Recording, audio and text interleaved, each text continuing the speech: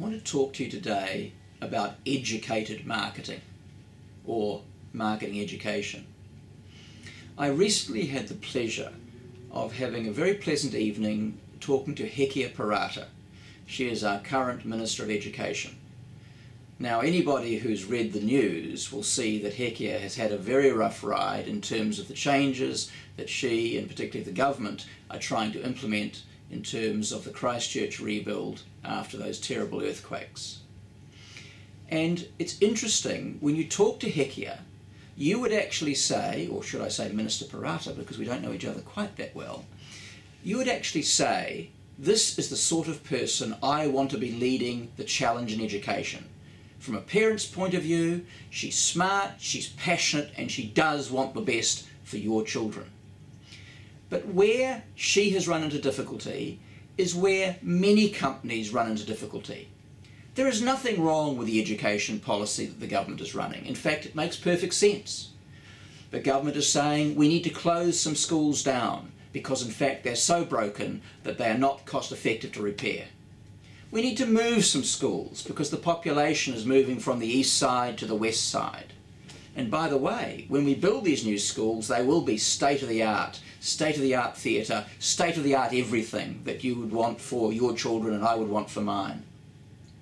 So the essence of the messaging is all positive.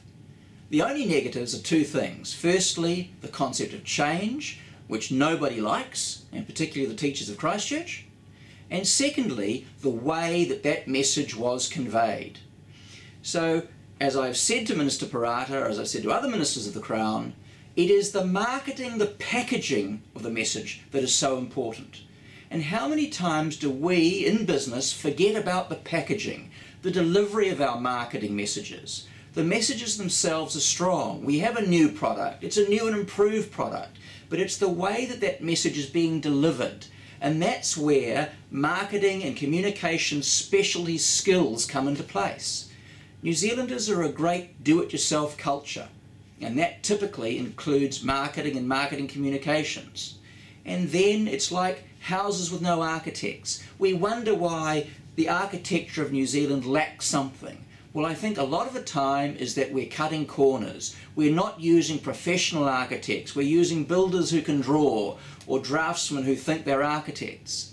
And I think the same applies to a lot of New Zealand communications, and it certainly applies to some of the difficulties that the current government is having in clearly communicating to the target audience, which is you and I as voters, what these policies are, what's behind the policies, and why we as citizens of this country should get behind some of these initiatives.